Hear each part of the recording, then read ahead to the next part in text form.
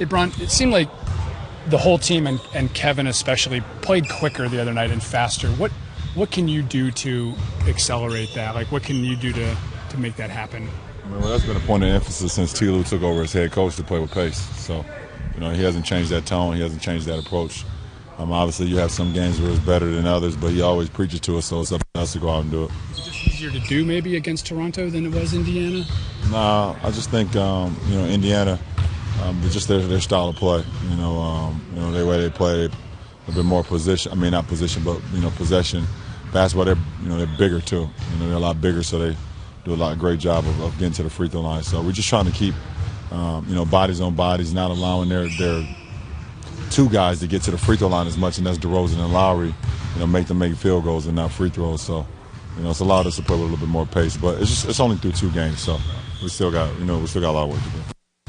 A lot of time in between games, but how does being back in Cleveland help or aid your recovery between games versus being on the road? Is it the same, or is there any sort of added advantage being here? I mean, it's an added advantage because you're back home to, everything that you're accustomed to, including your own home. So you get an opportunity to sleep in your own bed, get your own facilities, your treatments and all that thing. So you're able to fast track that a little bit better.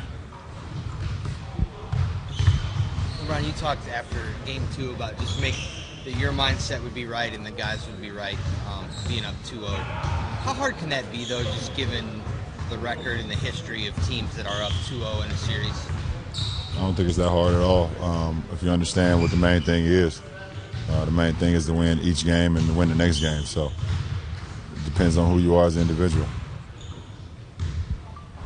Bro, what does it mean to this team to have Swish playing free and easy like he is now? Well, free and easy comes with making shots, and that's what he's doing. He's making shots, and he's determined to try to make it as tough on DeRozan as possible. So the narrative always kind of changes, when you make shots and when you don't make shots. When you don't make shots, they say, oh, he's pressing or he's not as good as a player right now. What's going on? And then when you make shots, it's like, oh, he's playing free and easy. Defensively, he's in tune with his matchup with DeRozan, and I think that's just giving him another, even more of an incentive on the offensive end because they're guarding him with a lot of bigs right now. Do you think you sort of had to get the balance between concentrating on defense and a shot, No, I mean that's his job. There's no balance. That's his job. He's our two guard. He's our two-way guy since we got him in the trade, and he's been doing that for us. Shot making grabs people's attention, I guess. The 57-point game you had in Washington, you're going to your fadeaway a lot, and then your Game 2 in Toronto, the same thing. Is that just what you see from the defense? Do you have a couple good days in practice shooting that shot and then want to implement it in the game, or when do you use that aspect of your toolbox? We don't practice. You know that. I just think, every game presents different challenges. So, when you have when you have a repertoire or a toolbox that you can kind of, decide which package best fits that game, it definitely helps. So, for me, like I said after the last game, being able to continue to work on my craft and have counters to counters and, being able to always keep the defense at bay, not letting them just sit on one thing. Try to take that away, and then I can't go to something else. That's something I've kind of, developed over the last few years, where I can always get to a shot. Not saying I'm gonna make the shots because, some of them same shots that I was making in Game 2, I kind of missed in Game 1. But the work has been put in. 2 points is 2 points, but is there any more joy from making a turnaround jump shot, making a layup? 2 points ain't 2 points. That's a lie. 2 points is not 2 points. I'll explain it to you later, but I get what coaches have said that for years, but 2 points is not 2 points. LeBron, your bench, particularly Jeff Green, how important have they been offensively for you guys the first 2 games, and how important you feel like that is moving forward the rest of the series? Well, in order for us to succeed, our benching has to be very powerful and very, very strong. And that doesn't mean scoring, but defensively as well. They come in with a lot of energy. We got a lot of guys that can come off the bench and score the ball, and Jeff Green and Jordan and Rodney. Those guys can score the ball. So, Who's ever had the opportunity, who had the hot hand, we try to keep going to. And I think right now Jeff Green has been playing exceptionally well. We want to continue that. With that being said, LeBron, do you guys feel like you're clicking, all of you, on all cylinders now? No, we still got some work to do. I think we're playing some good ball. I think more than anything through these first 9 games of the postseason, defensively we've been, pretty good. And, last game we allowed them to shoot high in the 50s. We're not happy about that. We got to do a better job of that. But in the fourth quarter, we was able to lock down. In the third quarter, we was able to lock down. More importantly, where we kind of struggled in the past. So, defensively, I feel like we're clicking, and we want to try to continue that. Offensively, we can continue to get better.